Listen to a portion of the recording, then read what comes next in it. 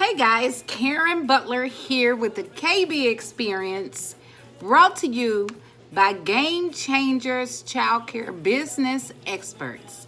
And tonight I got a great thing for you guys. I am going to show you, which I've talked about on previous videos, how you can pull your daycare together on a budget with little or no money. I currently have a Dollar Tree haul, Dollar Tree, that I am going to share with you guys tonight. That's going to just give you your entire life. I spent $37. That's all. And I'm going to show you guys an enormous amount of supplies and equipment that we need for the daycare business. Now, mind you, this is for your startup daycare. Once you get going and make some money, you can replace these things with better things, or you can keep them. I usually continue to use the Dollar Tree a lot because when you're doing a daycare, you go through so many supplies. I mean, if you're an active daycare provider, meaning you are doing more than just babysitting, which you should.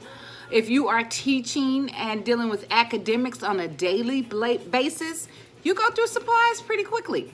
So I go to the Dollar Tree. Even when I'm making money, I spend a lot of supplies at Dollar Tree. I also get supplies in other places as well. But the Dollar Tree is my main go-to first. And if they don't have it there, especially when you're dealing with paper pens and you're trying to equip your daycare starting out. I'm also going to show you guys, oh, this is going to be so awesome. I'm going to show you guys a total remake. How to turn your home into a daycare. From beginning to end, I'm going to have pictures put up. I'm going to be doing that probably within the next 2 weeks, 3 weeks. I should have everything from beginning to end set up. But I'm going to show you how easy it is to turn one of your spare rooms, or if you don't have a spare room, how to turn your living room into an operable, functioning daycare facility. It's going to be amazing. So tune in for that. Like it, give me that bell, and subscribe so that you will be in the know when these videos come up. Now, let's get started on this haul. I'm so excited about my haul today. $37. OMG, guys. $37, Dollar Tree. Let me show you first. I got these great Play-Doh containers. I actually purchased 2 of them. And inside, this part of it actually has the cutters for the Play-Doh mold. It has cutters. So when you're dealing with your gross motor skills, you can definitely use Play-Doh, have a Play-Doh time, and use that for your gross motor skills. I've got 2 of those. I got 2 packs of pencils. I've got 2 packs of colored pencils here. And I just want to remind you, usually about the time of August, end of July, 1st of August, when public schools start back in, you can get amazing supplies for cheap. So that's when I usually do the bulk of my supply shopping in terms of paper, pencils, pens, crayons, markers, those things, because they're so cheap during that time. So that time of year, I may buy 25 cartons of crayons, because a lot of times I know at Walmart they have them for $1 each, or 50 cents for the big ones. So it's a great time in August to stack up on your supplies, especially your academic supplies, which is your crayons, pencils, papers, folders, things of that nature. So this is my Dollar Tree haul. I got a box of 48 crayons here. I got, oh, and I love this. In my daycare centers, I am very, very high on science areas, mathematical areas, and reading areas. So I really go all out in those 3 particular areas. So for my science area, I found this little thing where they can pick up bugs or pick up things in the science area. And I'm going to be showing you quite a bit right now. I'll just do all my science things so I can get that out of the way. So in your science area, you want to have things that they can measure, pick up, bugs, animals, things, just anything dealing with science, and just have that a separate area. And we'll do a video on actual centers at a later date. And again, if you need my assistance in any of this, because when you start a daycare business, it is extremely difficult to know everything you need to know, and it will hold you up from opening if you don't do the proper steps. I mean, if I had a video like this when I started out, oh my God, it was nothing. So you just kind of had to feel it was like being in the dark, knowing what to do and what not to do. There were violations that I've had violations before, and I've overcame violations, and I learned through trial and error. So if you have the opportunity to get some education on exactly how to open a daycare, it will make the difference, all the difference in the world, from you bringing in income 6 months after opening and you bringing in good income 30 days after opening. So that's a huge big difference, and I implore you, go to my website, www.gamechangers.experts, sign up for the mini course, go ahead and take the mini course from the Academy. It's worth it. I keep it very inexpensive for you because I know you're just starting out, but it has a ton of information in there. I also have a menu there where if you're up and running your daycare already, you can pick and choose training courses for you, yourself, and your team. Go to the website, check it out. But back to this haul from the Dollar Tree. We've got our wonderful, wonderful jumbo tweezers. That will go in the science area. I also, let me see if I can open this up really quick for you guys. I also do measurements in my science center. $1. Each item was $1. Magnifying glass in my science center.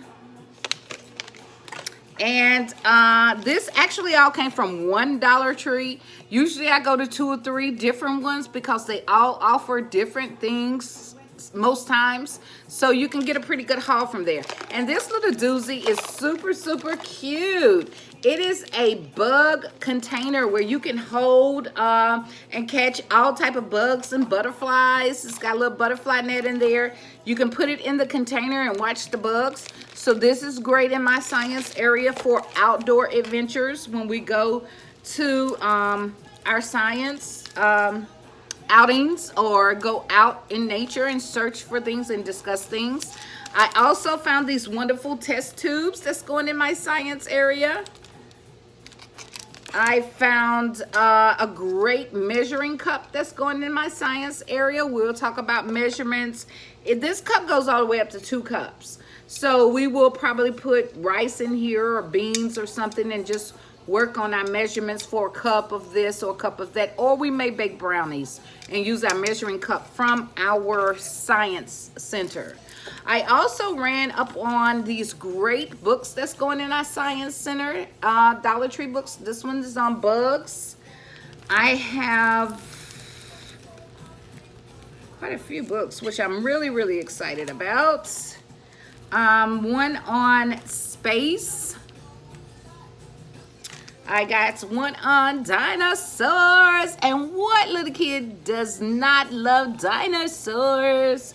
We're going to talk about them. Oh, I actually got 2 on dinosaurs. Oops, my bad. I got one on sea life. And these are hardback. I don't know if you can tell from the video, but these are actually hardback books. And I will probably just display them sitting up like this in my science area and put those up there. I also got for my science area a map. I don't know if you can see this, but it's actually a map of the United States. We talk about a lot about the state we live in and the United States and the country, and they can actually see which state they live in. We talk about bodies of water. We discuss different things that they can actually see on this map, lake versus river, river versus the sea. So those are things that we can talk about. I also got this Fahrenheit thermometer, really nice. So we'll talk about hot, cold, warm, especially on hot days. And that's all I've got for the science section. I'm gonna put this right here. Actually, I'm gonna put it over here. And then I also got some ABC decorations. I got border for our parents board, information board, and birthday board. I also got cut and trace alphabets, cut, trace, and paste alphabets and numbers. Along with, I don't like cutting out, I know I'm lazy. I don't like cutting out letters to actually label what centers we have in our daycare. So I usually buy a ton of these in different colors. And I actually think I got 2 today. This is the green foil one. And I also have a polka dot one as well. I picked up 3 books that I will make copies of, different work, and we'll work on it: alphabet, colors and shapes, and counting numbers. Those are the main things we work on. I also got some cutouts for, this is gonna actually, the beehives are gonna actually be a part of my birthday board. So I'll write the kid's name and birthday here or here maybe, and then, you know, put their ages and birthdays up, which you have to have. That's a part of your licensing requirement, as that each child has to be, birthday and name has to be present in that classroom, along with allergies. And you have to make this known. You have to really set your room up or your center up, whereas a teacher can come in and can know the children's names and know who's allergic to what. So your allergy board is extremely important, especially if you have a child in your center who has allergies. And speaking of that, and I know I kind of get off, but it's the life of a daycare worker. Speaking of that, if you have a child in your center who has allergies, or in your classroom who has allergies, say for instance, a child has peanut allergies. Depending on how big your facility is, I try to at least not, I definitely don't serve any peanut products in that classroom. I had a reaction one time with a student who was allergic to peanuts, and we didn't give the child any peanuts. However, he still got cross-contaminated. I don't know if it was through toys, from the table itself. So if an allergy is in that classroom, more than likely I'm taking it out of the center completely. It's so many alternatives and substitutes you can use. I don't want to run the risk of harming anyone's child on my dime. So at this point, it's just totally removed from the center, unless it's just something that's a real favorite for everybody's, and then I definitely just won't have it in that classroom. I haven't come across a situation where I couldn't remove the entire allergy problem from the center completely. So that's what I do, just to keep down a lot of trouble. I also got these containers. These 2 will serve as my crayon and scissors and pencil containers, where I would just carry them to the table and set them on the table for the children to do their artwork with and artwork in. And I'm just trying to make sure I'm showing you guys everything. I think that's it. Last but not least, I did also get some of these, which I thought was really cute. I actually got 2 of them, one blue and one pink. These are great to put. Remember, in one of my other previous videos, I talked about making sure the outside was welcoming as the inside. So I got some of these for the front door area of my center in the front. So just something cute that the kids can see when they first get there. Something bright that'll catch their eyes. Something cute. So 37 bucks, guys. I'm so excited about my haul. This was a lot of items that I purchased for $37. And this is what I'm talking about. If you go to the Dollar Tree, you will not spend a lot of money. Hopefully, I will also put up a video about the Goodwill when you go to the Goodwill and buy actual bigger equipment. And I'll keep you up to date and posted on that as well. And I really hope you enjoyed yourself this evening. This has been another KB experience. Please go to the website, www.gamechangers.expert. I am your consultant, your teacher, your coach for opening and operating daycare centers. I show you how to get in there and do it for little or no, hardly any money at all, because you're in the business of making money and you really don't have any money to start out. And a lot of people don't understand that. There are no grants for it, none of that great stuff. I'm also going to do another video, so be on the lookout for that, on what you need to get open, such as passing codes, fire, health department, environmental, the main 4 agencies that you're gonna have to go through. And I'm gonna give you some nuggets on what to look out for. But if you want the full detail and how to get started and step-by-step instructions from A to Z, you need to go to my website and book an appointment with me. I will be your coach. I will walk you through it. Hey, we'll have a wonderful time getting you open and ready for daycare. Y'all, it's been a great experience. I love you. And I want to answer one of the questions that was asked to me on my YouTube channel. One of my people asked the question, how do they open a daycare and they're in an apartment and they wanted to open a daycare? You do not have to be licensed to keep. Listen to me very closely. When I say that, I mean certain things I want you to really listen to and let it sink in what I'm saying. All daycare, you do not have to certify your daycare starting out. If you're in an apartment and you just want to start a daycare business from your home, start out small. You can keep 4. And this is in my state, Tennessee. Check your state. It's going to probably be right about the same amount, maybe a little higher and maybe even a little lower. But in the state of Tennessee, and I am in Tennessee, someone asked me that on the YouTube's channel as well. In the state of Tennessee, you can keep 4. Count them with me. 1, 2, 3, 4. You can keep 4.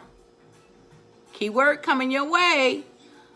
Unrelated. That's your max. 4. Unrelated.